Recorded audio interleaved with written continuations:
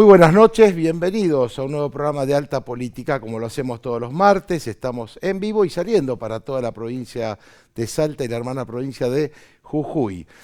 Tiempos en los cuales la política está a la orden del día, más allá de la economía, los cambios que se avecinan, el recambio tanto en la legislatura provincial como el Congreso de la Nación, nos lleva justamente a repensar, bueno, aquellos temas que están en la agenda y que va a ser motivo, yo creo que de debate, más allá que si tenga o no el número el gobierno para poder aprobar. La semana pasada y la anterior veíamos el tema de lo laboral. Algunos dicen no es una reforma laboral, sino una actualización en función de la situación que vive hoy la Argentina. Pero se viene también una reforma, y lo habíamos anunciado, a nivel del Código Penal. Un tema creo que muy, pero muy importante. Tiene muchísimos capítulos que no los vamos a poder seguramente analizar en una sola noche, pero tenemos la gran oportunidad de contar hoy con el doctor Abel Cornejo, jurista de nota, que tiene una gran trayectoria en el mundo de la justicia. Lo invitamos para que nos ayude justamente a poder indagar un poco en algo que creo que, si bien parece materia solamente de juristas, repercute directamente en la sociedad, el cambio al Código Penal. En otro orden de cosas, se juraron los nuevos diputados y hay nuevas autoridades también en la Cámara de Diputados de Salta. Lo invitamos al doctor Gastón Galíndez, que ha quedado como vicepresidente primero del cuerpo, también con mucha trayectoria, tanto en el Consejo Deliberante en su momento, como en la Cámara de Diputados con otras funciones, ahora sí como diputado y con el cargo de vicepresidente primero. Así que también conversaremos con él para preguntarle un poco sobre la agenda legislativa que se avecina en Salta.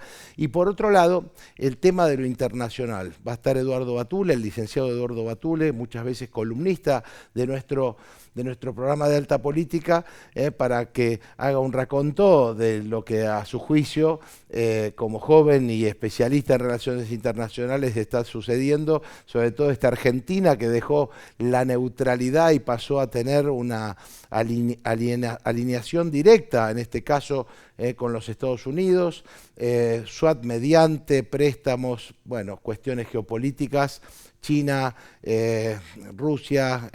Vamos a preguntarle a él cuál es su opinión. Así que de esto y mucho más, acompáñanos en esta hora de Alta Política.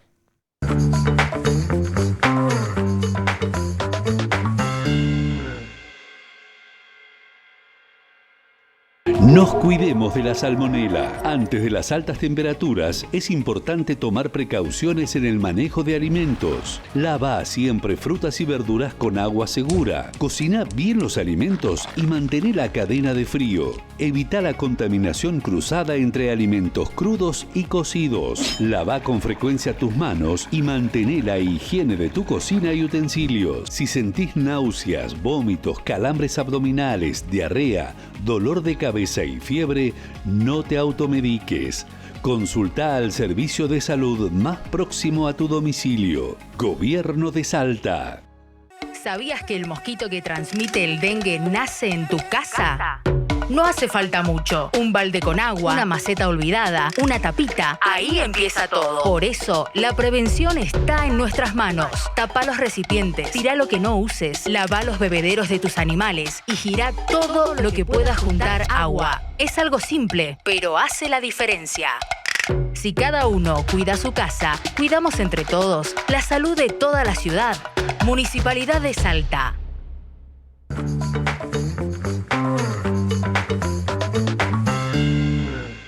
Y ahora sí, muchas gracias los auspicios. Saludamos al doctor Abel Cornejo. Abel, muy buenas noches, gracias por estar aquí. El gusto estar acá. Como hacía la presentación, digo, has tenido mucha experiencia en distintos lugares de la justicia y hoy tenemos frente a una sociedad que reclama muchas veces seguridad. Venimos de toda una corriente, entre comillas, digo, garantista, cuando pensamos que Zaffaroni tuvo mucho que ver en los últimos años, tanto en lo que fueron las escuelas que enseñaban derecho como lo que durante muchos años se aplicó. Entonces yo quería saber un poco, en función de toda esa historia, cómo ves esta modificación al Código Penal argentino. La modificación al Código Penal argentino para mí es indispensable. ¿Por qué? Porque es un código que data del año 1922, en su momento fue un gran código, pero tiene un fenómeno muy práctico para que la gente se familiarice rápidamente de qué estamos hablando. Si vos hoy, ciudadano, cualquier ciudadano, ciudadana, quiere buscar un delito en el Código Penal, capaz que en un porcentaje así, hecho a grosso modo, encuentra el 30% de los delitos vigentes. ¿Dónde están todos los otros? En distintas leyes penales especiales. Ajá. Fíjate, tenés delitos en el Código Nacional Electoral, ajá, en el Código Aeronáutico, en la Ley de la Navegación, la Ley 23737, que era la Ley de represión y lucha contra el narcotráfico, sí, el Código Aduanero tiene el delito de contrabando. Mirá todos los que ya te nombré, ¿no? Bueno. Entonces, que no están contemplados en un código unificado. Como estuvo poco a poco, sí, es como que hubo una diáspora y se fue disgregando ese código. Eso, aunque parezca una cuestión menor, es una cuestión importantísima, que no haya un corpus unificado por diferentes cosas, porque a mí me parece que en los tiempos actuales tiene que estar informada la gente de qué está prohibido y qué está permitido, por ejemplo. Muy bien. La sociedad lo quiere a eso, ¿no? Qué bueno. Que hasta dónde se puede llegar, hasta dónde no. O sea, hay una labor docente desde la justicia, desde las instituciones, que tiene que estar plasmada específicamente en una ley. Esto se puede, esto no. ¿Qué son los delitos? Las conductas que la sociedad considera que tienen que ser castigadas y que tienen que estar tipificadas, se llama decir que tiene que estar descripta. El que matare a otro. Correcto. Es una descripción. En realidad, ahí me sale la beta de politólogo, ¿no? Y digo, pensar que en las interacciones sociales uno dice que se generan normas de carácter obligatorio. Exactamente. Y entonces esas normas de carácter obligatorio son las que el Estado después tiene que tutelar para poder llevar adelante eso, que en definitiva hay mucho de consuetudinario, de derecho de costumbre, que aceptamos en una sociedad o en otra determinadas cosas, como decimos, que esto está bien y esto está mal. La costumbre siempre, desde el derecho romano para acá, ha sido fuente del derecho. Lo que pasa, te escuchaba cuando me hacías la primera pregunta, las distintas escuelas del derecho, yo cuando me dicen eso, esto te va a sonar conocido también, a nosotros siempre nos enseñan cuáles son nuestros derechos. Yo hace muchísimos años, en un diario de gran tirada local, sí, para no pasar chivos, sí, escribe un artículo que se llaman Los deberes y los derechos de una sociedad. La sociedad tiene las dos cosas. Hay deberes ciudadanos y derechos ciudadanos. Esto que los derechos de uno terminan cuando empiezan los derechos de otro, bueno, también podríamos decir que los derechos terminan cuando empiezan los deberes. Quiere decir que hay que hacer mucha docencia respecto de esto. Sí, ¿Qué pasó claro en la Argentina que a lo mejor de nuestros abuelos todo eso estaba como casi aprendido? Y en algún momento se perdió. Absolutamente, ¿O no? A ver, absolutamente, porque la ciencia de los valores se llama axiología, ¿no? Sí. Y esa ciencia de los valores no es esto ponerse en Torquemada, ni en Savonarola, ni ninguna de esas cosas, no. Sino que las sociedades que progresan, las sociedades que avanzan en todo sentido, entre ellos en plano económico, el desidratum sería, bueno, son sociedades que tienen en claro cuáles son sus derechos, pero cuáles son sus deberes también. Porque si vos tenés esos dos planos, todo es mucho más fácil, incluso para legislar, nada menos. Nada menos. Nada menos. Bueno, creo que si vamos por ese lado, también va a ser algo que en la sociedad va a quedar como hoy, digamos, que los diputados y los senadores de la Nación puedan revisar el código. Bueno, ante la sociedad también puede ser digamos, puede tener un efecto muy positivo si queda reflejado ese orden axiológico de valores. Por supuesto.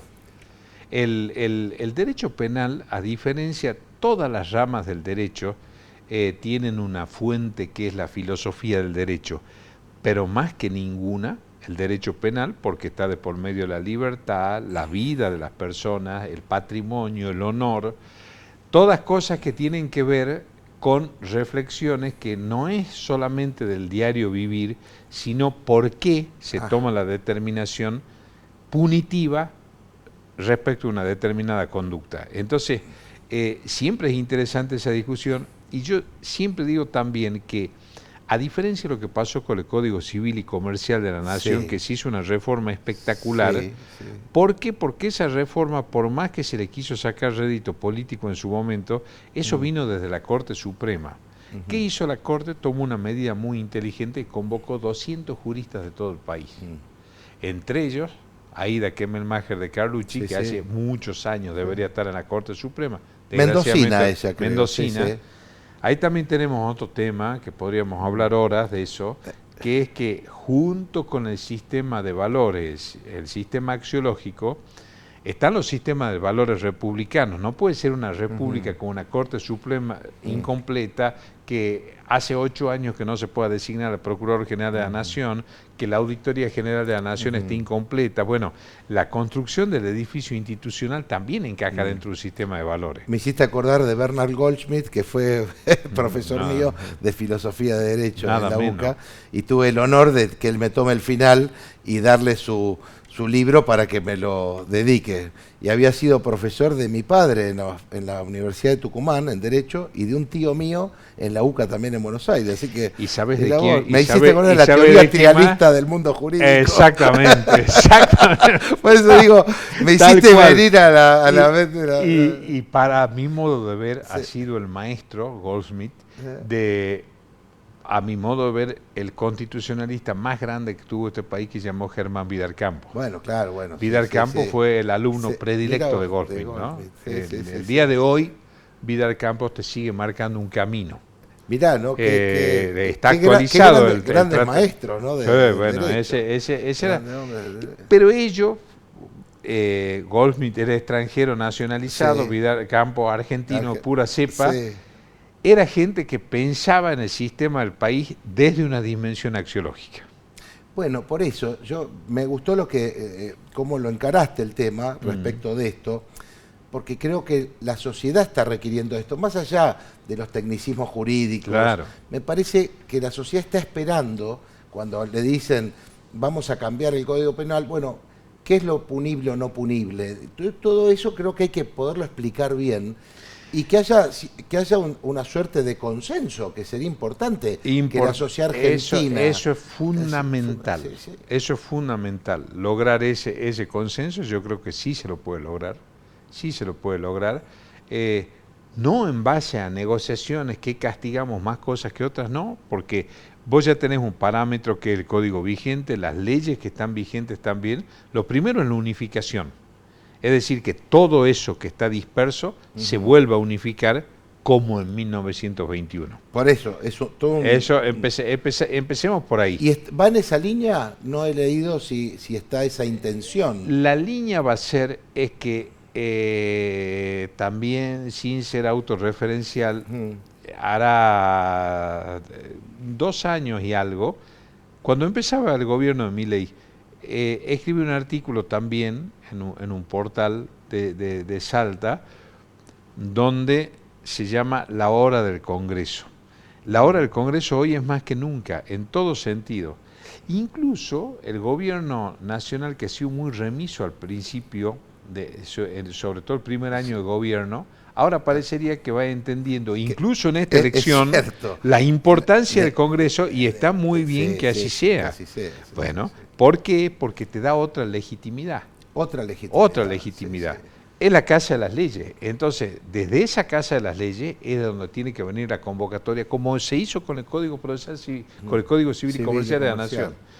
Igual, en materia penal es lo mismo. Y dar todos los debates que sean necesarios, y después se votará. Viste que hay una expresión de, bueno, la ahora senadora por la Ciudad de Buenos Aires, Patricia Bullrich, que dice, el que las hace las paga, quedó como una suerte de axioma, ¿no? Un poco porque hay un reclamo, hay uno de los reclamos en las encuestas inclusive, dice, bueno, ¿qué reclama la sociedad argentina? Primero, que la economía se arregle, pero segundo, el tema de la seguridad, como que hay un reclamo de seguridad en la sociedad. ¿Coincidís en esto que el reclamo está? Ahora, el reclamo de seguridad, Andrés, está siempre. No era una sensación. No era sensación. Ni una sensación ni una percepción. Es algo que te diría que es casi tangible. ¿Por qué? Porque a una persona que sufre cualquier tipo de delito, anda a preguntarle si es una sensación. Les deja un trauma espantoso. Claro, sí. Bueno, sí. entonces, la seguridad en una sociedad es casi el cimiento de la paz social. Bueno, no te diría exclusivo, pero casi. Bueno, ese es un buen Entonces, titular ese para mí. Ahí, si vos querés paz social, vos tenés que tener seguridad. Ahora, la seguridad hoy toca varias aristas, ¿no? Ponele, estaba viendo también en un diario de gran tirada de hace unos días, un artículo donde los jueces federales en total son 1012 en todo el país. En todo el país. El 30% de la justicia federal está vacante. Eso tiene que ver directamente con la seguridad, un tema. Este gobierno únicamente designó 2 jueces de la Corte que se rechazaron los pliegos, 2 jueces de la Corte Suprema, y le renovó 5 años más a un camarista contencioso administrativo, que me alegro que se lo hayan renovado, que es Jorge Morán, un administrativista que fue muchos años secretario de la Corte Suprema, un gran juez argentino, ¿no? Qué bueno. Una buena prórroga que está prevista dentro de la Constitución. Ahora, después de eso, tenés, creo que son 146 vacantes. ¿A qué le atribuís esto? Porque está el Consejo de la Magistratura supuestamente funcionando. Ya cumplió. Eso está estacionado así, con esa palabra, en la Comisión de Acuerdo del Senado. El Senado dice que no, que eso estaba en el Ministerio de Justicia. Ahí hay una asignatura pendiente donde sea, porque aparte esos concursos no prescriben, ¿no? Con lo cual ese concurso está... Para que ese concurso se caiga, tendría que ir a la Comisión de Acuerdo y la Comisión de Acuerdo rechazar el pliego de ese juez. Entonces, institucionalmente sí queda. Claro. Ahora, no creo que vayan a rechazar más de 100 pliegos, porque es una locura. Porque además, desde el punto de vista de la selección institucional, sí funcionaron las instituciones. Bueno, eso también es importante decirlo. Claro. Si funcionaron, entonces, está muy bien. Funcionaron las instituciones. El Consejo de la Magistratura es un órgano complejo que finalmente se asentó. Hubo un fallo de la Corte Suprema, a mi modo de ver, muy bueno, cuando se lo había reducido a 12, volvió a tener 20 miembros. O sea que necesariamente el Consejo da un mensaje a la sociedad. No sé por qué no se pone más el acento ahí. Nada sale del Consejo de la Magistratura si no hay un consenso, porque requiere de mayorías. El Consejo de la Magistratura, por otra parte, a nivel nacional, es el órgano acusador de los jueces y también viene funcionando bien en ese sentido. Bueno, quiere decir que... Eso desde el punto de vista, es un órgano pluripartidario y de una composición, ahí hay jueces, hay abogados, hay académicos, hay diputados, hay senadores, más un representante del Poder Ejecutivo, y lo preside el presidente de la Corte Suprema. Es decir, que tenés sentado a los sectores del derecho y del Poder Legislativo a todos.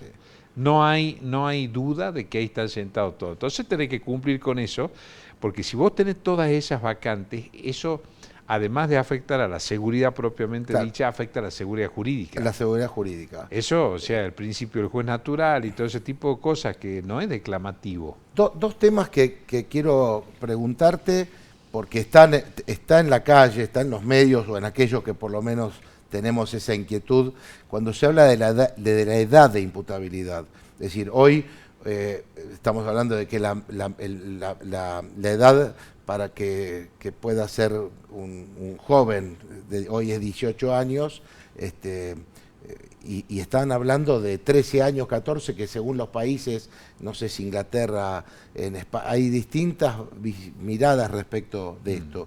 ¿Qué podemos decir respecto de la edad? La Argentina, que así como nosotros tenemos 2 fechas patrias, varios nombres de nuestro país, todo eso, bueno, tiene esas dualidades, ¿no? Sí. La ley está muy atrasada, es una ley de 1978, ¿no? Esa ley nunca se corrigió. Ajá. A su vez nosotros adherimos a la Convención de los Derechos del Niño, que tiene rango constitucional, fija 18. La otra ley, la 22278, es la que fija en 16 años. Para mí 16 años está bien. Ajá. Ahora, en ese tema puntual, el Estado en algún momento tiene que invertir en algunos aspectos esenciales. Sí. Uno de ellos, el tema del trabajo penitenciario tiene que dejar de ser una cuestión opinable. Es que esta era la otra pregunta. Bueno, eso, o sea, ahí el trabajo dignifica. Iba a preguntarte todos sus órdenes, porque ¿no? Iba de la mano la pregunta con el sistema penitenciario. Vos has tenido tanta experiencia en lo federal como basta ver en los pabellones.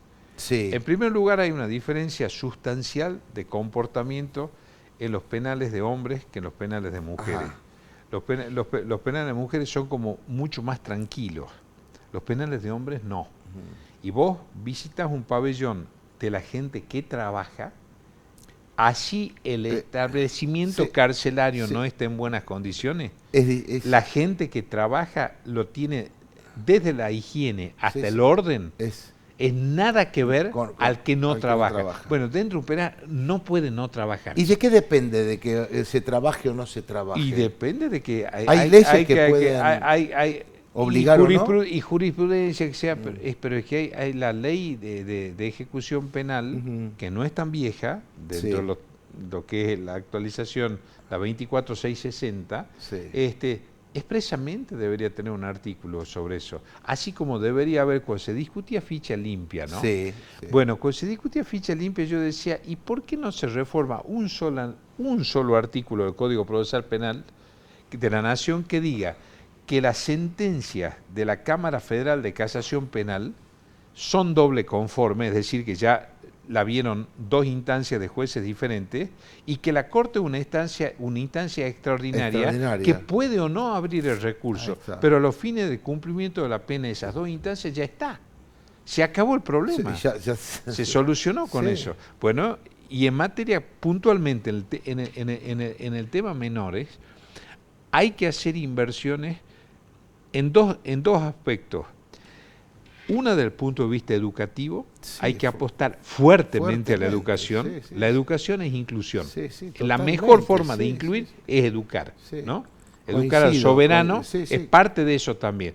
Aún sea en contextos de encierro, educar obligatoriamente. Y el tema del trabajo. El tema del trabajo, vos tenés una fuerza de trabajo, no haciendo una salvedad muy importante, ¿no? No todas las personas que están detenidas pueden salir a trabajar. No todas. Para eso hay determinados delitos, para eso están los jueces de ejecución de sentencia, y no cualquiera es que puede salir, porque hay determinados delitos que ya sabemos que se vuelven a cometer concretamente, porque no hay que darle vuelta al bulto, ¿no? Los delitos contra la integridad sexual, por ejemplo, de ninguna manera pueden salir. Mirá que es una buena definición. Eso claramente. Otros sí, porque entonces si lo que queremos es una resocialización y que no sea una escuela de delincuentes más peligrosos, bueno, el trabajo dignifica, el trabajo te da otras oportunidades y es una fuerza laboral que calles, veredas, plazas, parques, entre otras cosas, bueno, puede ser así, y además ese trabajo sí se paga.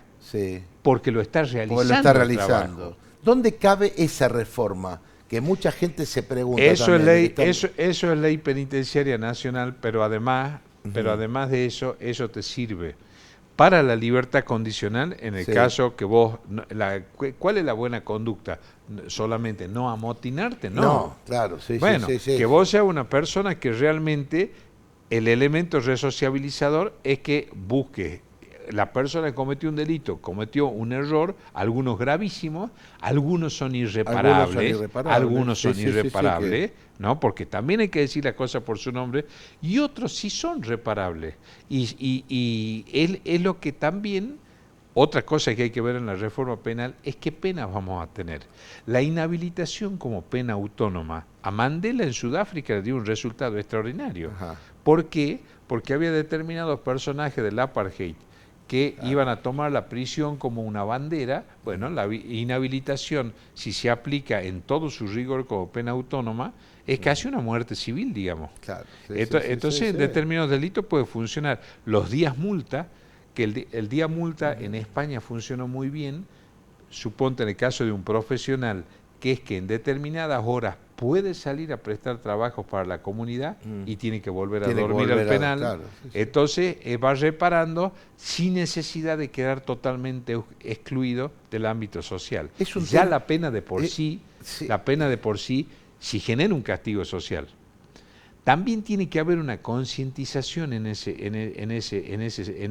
sentido, para que las cárceles, de lo que se va viendo, el famoso tema de los soldaditos y todo eso, no sea caldo de cultivo para que salga una delincuencia mucho más violenta. No, por eso, ¿no? Digo, pensar que siempre nos acostumbramos de muy chicos a decir que la misma Constitución habla de la resocialización, porque las cárceles no son para, sanas y limpias, no serán para castigo. Para castigo, ¿no? Uno dice, bueno, uno se acostumbró.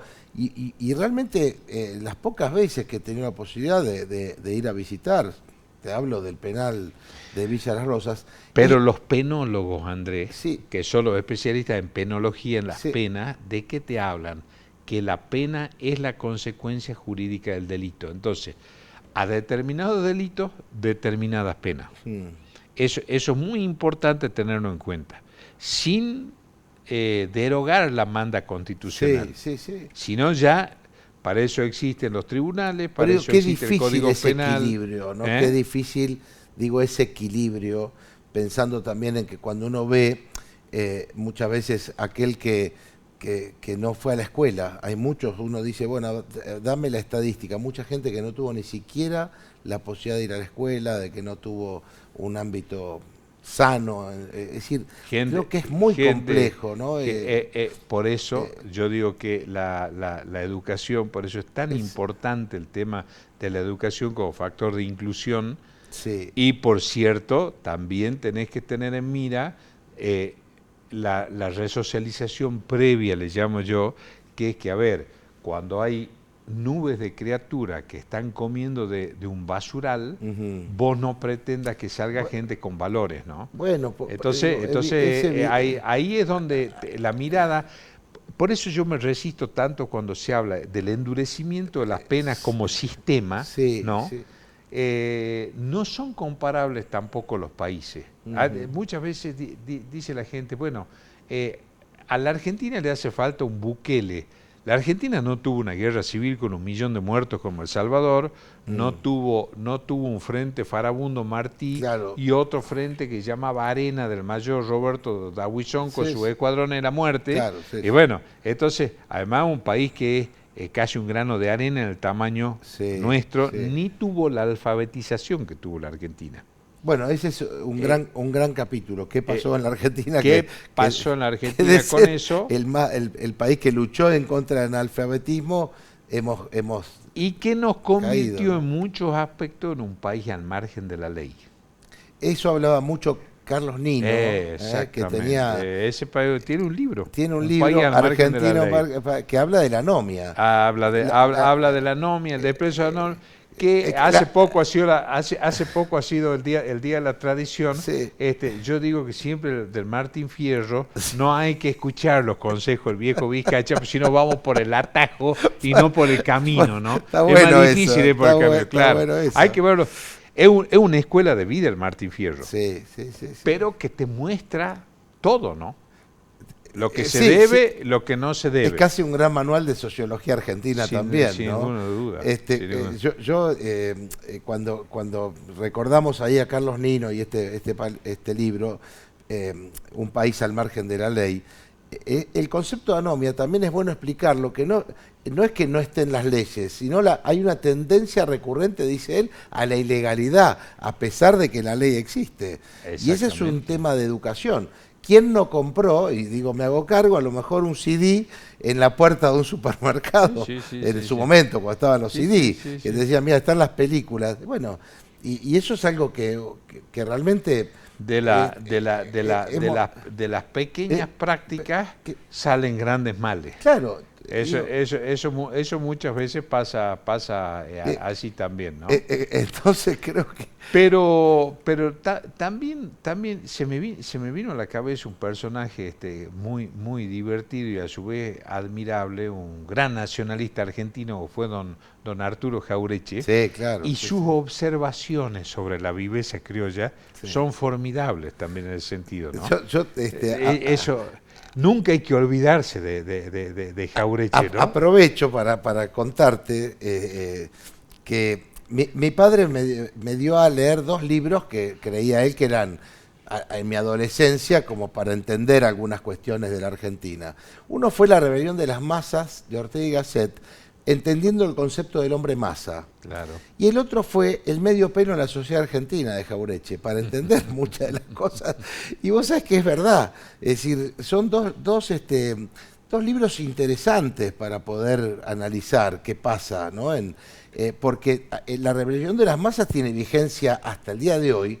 El concepto del hombre masa de Ortega, aquel que no se hace cargo ni del pasado ni del presente y no tiene ninguna responsabilidad del futuro, ¿no? Y ahí habría que agregar, ya que me hablas de las masas de Elías Canetti, ¿no? Ah, mira vos, las masas de Elías Canetti. Sí, que fue premio Nobel.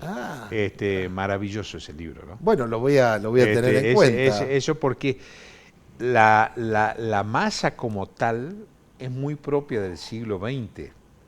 No solo a nivel de las propagandas de las grandes dictaduras y todo eso, empiezan los recitales de rock, todo ese movimiento que no era propio de los siglos anteriores. Para que haya masa, tiene que ocasionarse una hecatombe de características internacionales como la Revolución Francesa. Claro. Era una. Sí. Después ya pasa a ser la masa como algo habitual. Y de la masa viene la globalización y la aldea global. O sea, son fenómenos que no es que estén bien ni estén mal, son fenómenos sociales que lo que no puede hacerse es no comprenderlo. A ver, acá si podemos, me gustaría hacer una síntesis, porque hoy estamos viviendo, la globalización es producto obviamente de la tecnología, de las comunicaciones. Hoy lo que está pasando en este momento en cualquier país del mundo lo podemos... A propósito, te lo traje, ya te voy a decir por qué. Digo, lo podemos saber inmediatamente. Entonces yo digo, por un lado sí es importante comprender lo que es la globalización, pero por otro lado, el tema de perder las identidades culturales, patrias, gran desafío, la que identidad creo nacional que me parece... Claro. ¿Qué opinás? Aprovecho a preguntarte esto. Has escrito sobre Güemes, has escrito mucho sobre Salta y nuestra identidad cultural. Entonces, ¿cuál es tu idea respecto de esto? Porque estamos, por un lado, frente a, en mi caso yo digo, un nuevo orden mundial que a veces quiere resetear todo y donde está la pérdida de ese patriotismo, si se quiere, ¿no? Y creo que nos enfrentamos mucho en frente a ese nuevo esquema. Absolutamente, es un esquema que antes se le echaba toda la culpa a un organismo que no sé si alguna vez existió, que era la Sinarquía Internacional. Todo era culpa de la Sinarquía Internacional, pero no sabíamos si existía o no. Hoy sí existen las grandes corporaciones, hay corporaciones que tienen el presupuesto de 25 países del mundo. Ahí está. ¿No? Se va arrasando las identidades nacionales y con ello las identidades culturales, las identidades étnicas, religiosas, también, hablar, hasta de una forma media despectiva. Y fíjate qué influencia tan importante tiene en esto que empezamos a hablar. Después empezamos ya con nuestros temas también, pero el principio de territorialidad en materia penal. En 1921, delitos que se cometen en territorio argentino lo juzgan jueces argentinos. Sí. ¿Cómo haces ahora con los ciberdelitos, con delitos multinacionales como el narcotráfico, la trata de personas, tráfico de armas, pero sobre todo la cibercriminalidad?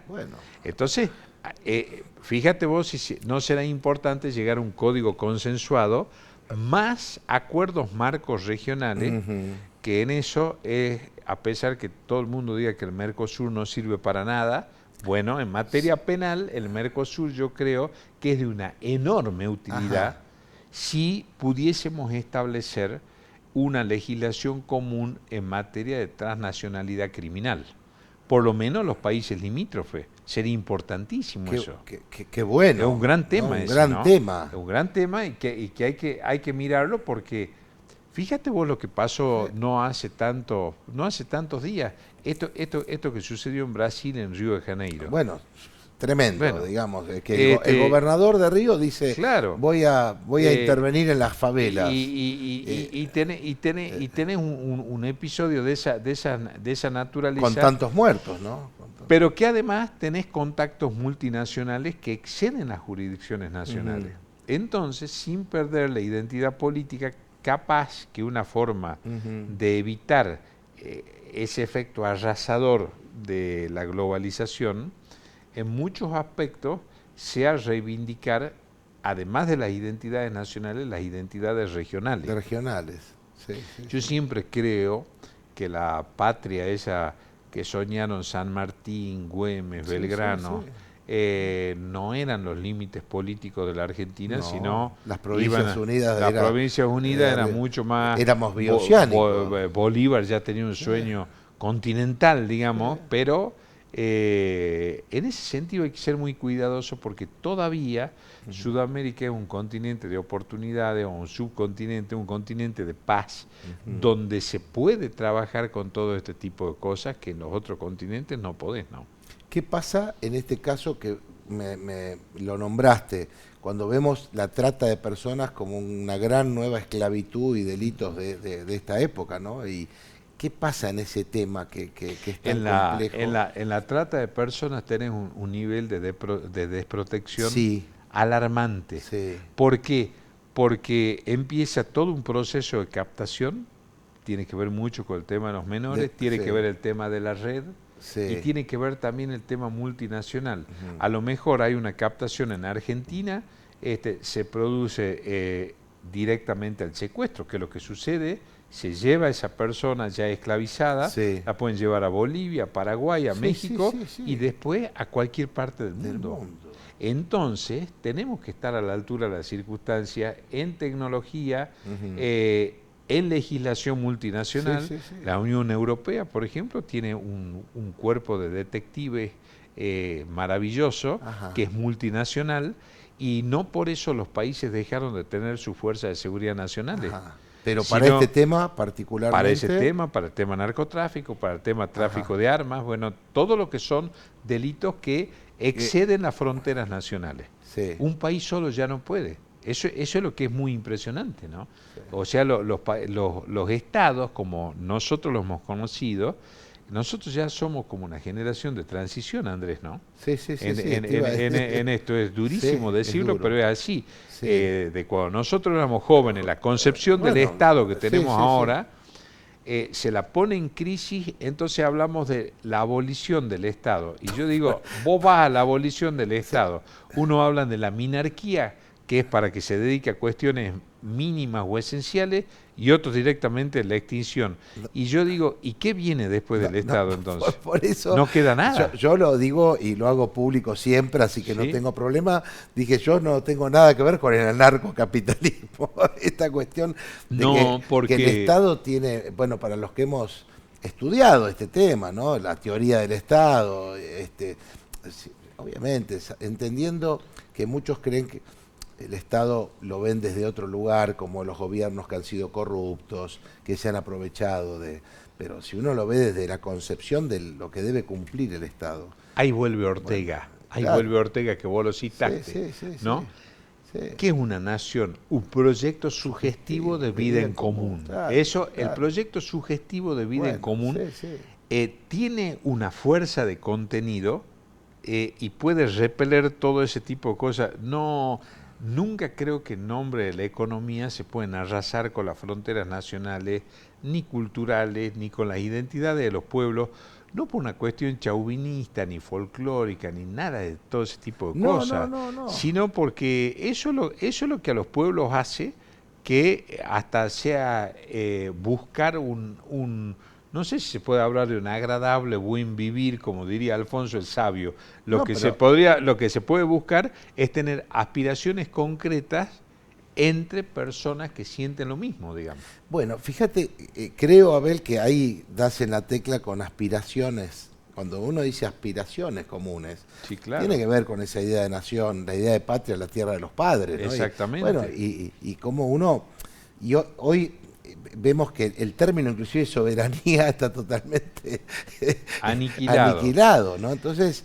Y otro tema que también tiene que ver con la economía, que también lamentablemente se aniquiló, es el término movilidad social, porque la movilidad social es exactamente lo que tenemos nosotros como noción de desarrollo, ¿no? Y esa frase de para mí uno de los papas más inteligentes que tuvo la Iglesia, que fue Pablo VI, cuando saca Populorum Progreso, que dice el desarrollo, el verdadero nombre de la paz, bueno, ahí tenés. El nombre de la paz es el desarrollo. Y el desarrollo te baja el nivel delictivo, hace vivir mejor a la gente. Lo trataban de comunista, Pablo VI, por la Populario Progreso, ¿no? Claro. Entonces, él tiene la enorme visión de comprender como nadie su momento, ¿no? Sí, la verdad que importante. Yo me quedaría horas hablando. Fue un placer, Abel, realmente. Igualmente. Y ya te voy a invitar un día para que nos cuentes un poco de Güemes, para poder hablar de tu obra. Ahora de Macacha. ¿De Macacha? Ahora ¿Nueva Macacha. ¿O estás indagando en Macacha o ya está? No, ya está Macacha. ¿Ya está Macacha? Ya está Macacha, ya está Macacha entre nosotros. Bueno, Abel, muchísimas gracias. Un placer. A vos. Vamos a ir a una pausa y continuamos con más Alta Política.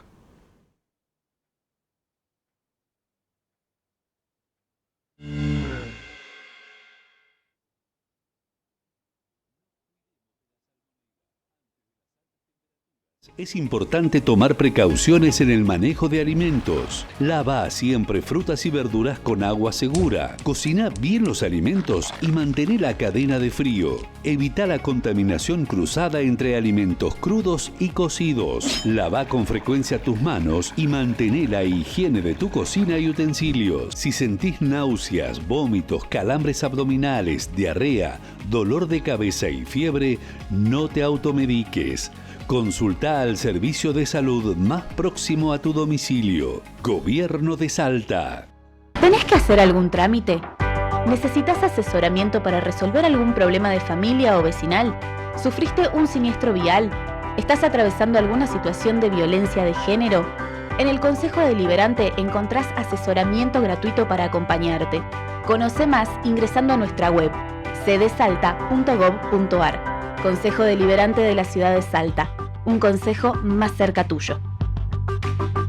¿Sabías que el mosquito que transmite el dengue nace en tu casa? No hace falta mucho. Un balde con agua, una maceta olvidada, una tapita. Ahí empieza todo. Por eso, la prevención está en nuestras manos. Tapa los recipientes, tira lo que no uses, lava los bebederos de tus animales y gira todo lo que pueda juntar agua. Es algo simple, pero hace la diferencia. Si cada uno cuida su casa, cuidamos entre todos la salud de toda la ciudad. Municipalidad de Salta.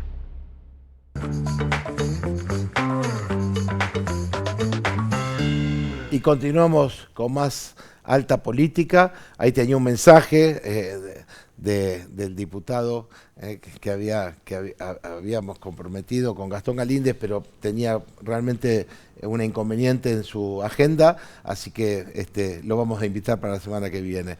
Pero fue muy lindo poder conversar con el doctor Abel Cornejo de tantas cosas, ¿no?, que nos competen a todos. Pero el tema internacional es el otro gran tema, así que estamos con Eduardo Batule. Eduardo, muy buenas noches, gracias por estar aquí. Gracias a vos, Andrés, por darme el espacio y por traerme a tu programa. Hubo una agenda importante este año en materia internacional. Yo decía que nos ha modificado un poco lo que fue la neutralidad en la Argentina, que históricamente la diplomacia argentina había tenido esas formas, digamos, de de conectarse con el mundo, y hoy resulta que, bueno, el gobierno de Milei toma unas definiciones muy concretas, ¿no? Dice, yo estoy acá, ¿no? Y se para al lado de Estados Unidos y al lado de Israel, digo, y al lado de Ucrania, es decir, bueno, entonces me parece que todo esto merita una reflexión.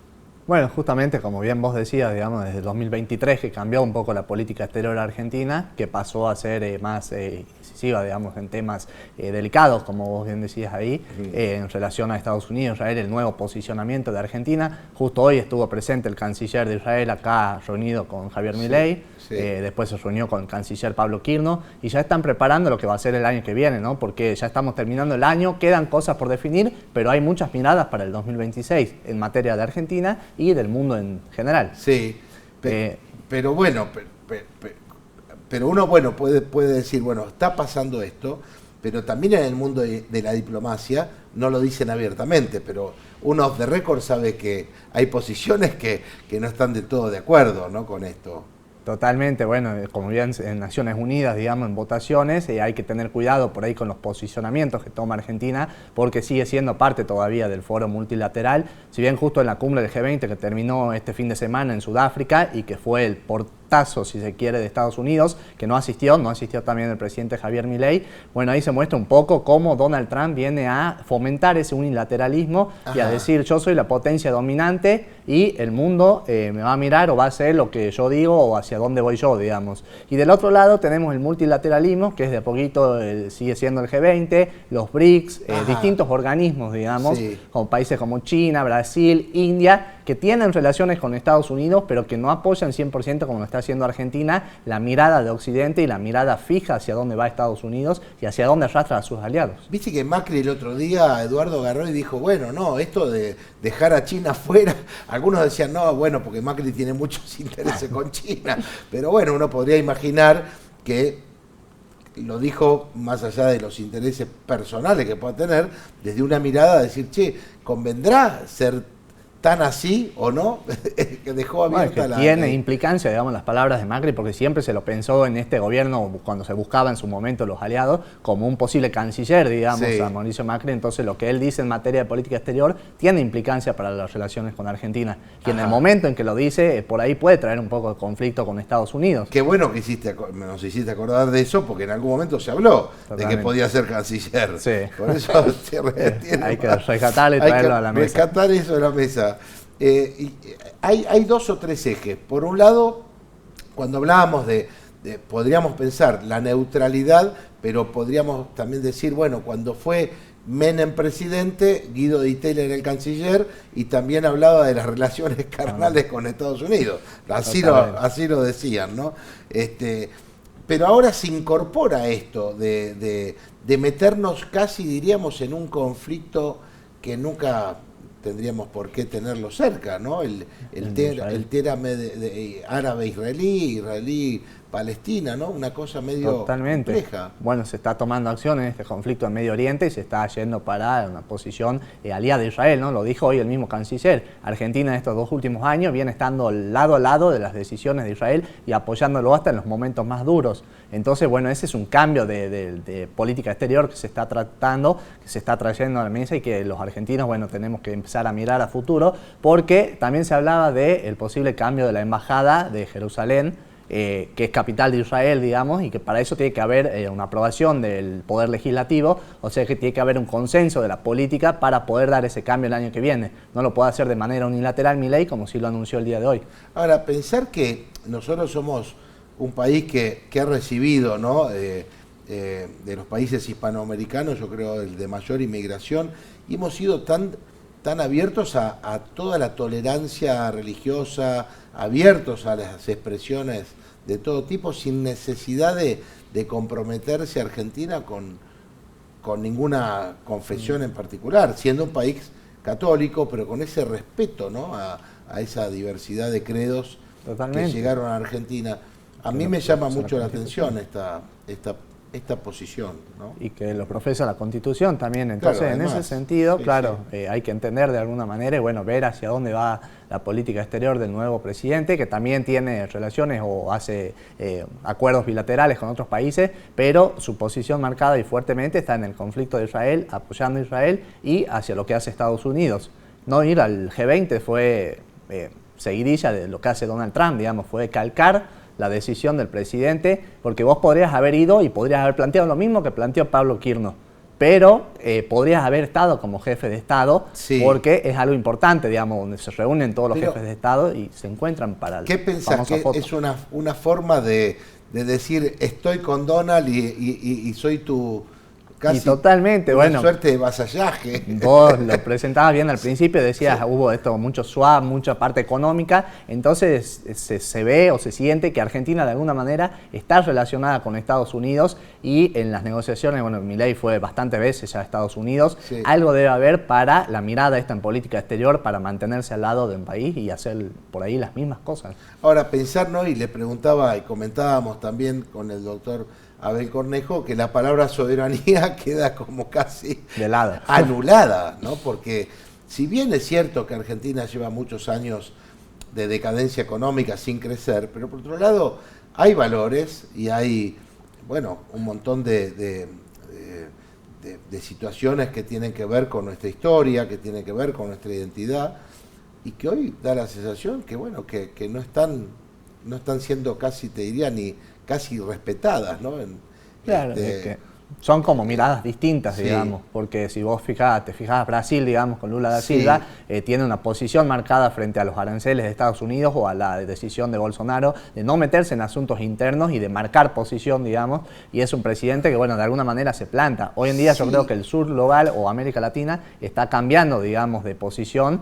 Hay varios países que van a adoptar presidentes de derecha y van a empezar a tener de alguna manera esta relación directa con Estados Unidos. Está pasando con Paraguay, puede pasar con Chile porque tienen elecciones ahora y José Antonio Kast se perfila como el próximo presidente de los chilenos. Entonces, Rodrigo Paz en Bolivia, bueno, hay una mirada regional que apunta a Estados Unidos y que Estados Unidos no la quiere desperdiciar también para hacerle frente a China de alguna manera. Yo creo que va muy por ese lado, por el lado de la impronta que marca Estados Unidos en términos de geopolítica, ¿no? Y ahí a lo mejor digo, la chance puede ser que pueda derramar algo de inversión en la Argentina. ¿Cómo lo ves? ¿Crees que puede ser así? Totalmente, Que pueda tener, bueno.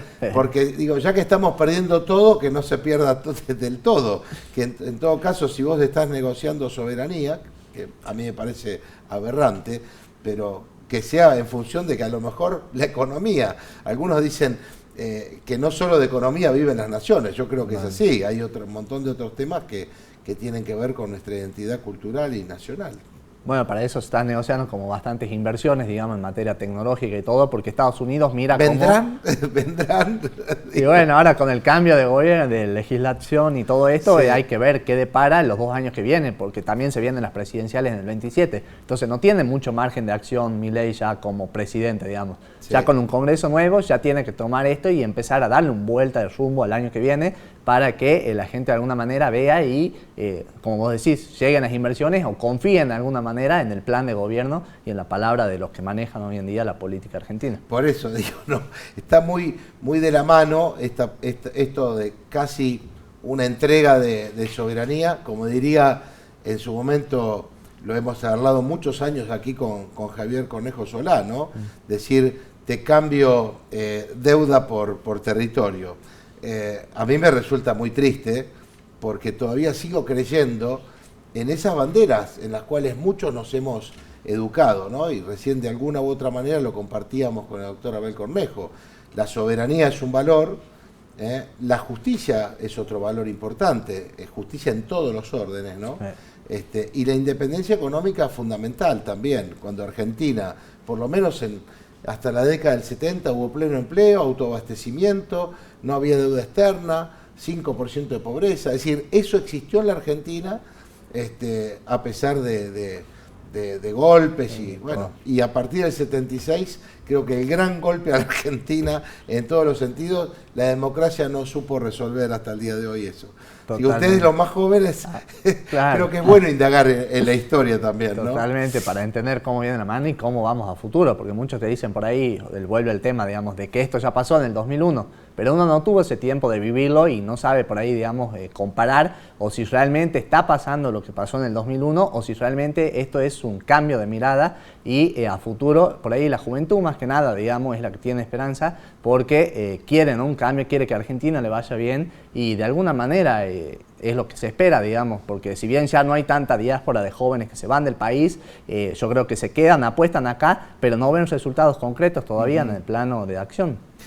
Muchas gracias, Eduardo, siempre un placer escucharte y creo que el gran desafío, por lo menos para ustedes, los más jóvenes, mis hijos, mis nietos, es pensar, ¿no?, que hoy se presenta todo como globalismo por un lado y por el otro lado patriotismo. Entonces creo que ahí está la disyuntiva. Son las dos luchas de hoy en día. Una hija mía, Teresita, que es profesora de filosofía, había posteado la semana pasada, ¿no? Y a mí me llenó de orgullo. Dijo, ni izquierda progre ni derecha liberal, ¿no? Como diciendo, creo que los argentinos tenemos otras alternativas, creo que hay que seguir apostando a que la patria necesita, bueno, hombres y mujeres que piensen en clave argentina y tenemos que saber que la producción y el trabajo es el gran desafío por delante, ¿no? Y si pudiéramos en una comunidad organizada lograr eso, podemos tener un sueño despegar común. de una vez por todas.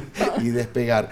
Gracias, Eduardo. No, gracias a vos. Mañana, me queda un minuto nomás, mañana a las 6 de la tarde hay una misa ahí en la calle Urquiza, en la iglesia de San José, y va a ser en honor a Isabel la Católica, que entre otras cosas sigue su proceso abierto para poder ser beatificada. Hoy es sierva de Dios y creo que su momento clave, lo que ha dejado Isabel la Católica es fundamental, así que todos aquellos que quieran mañana participar a las 18 horas ahí en la iglesia de San José, 18 horas es la Santa Misa para recordarla a Isabel la Católica.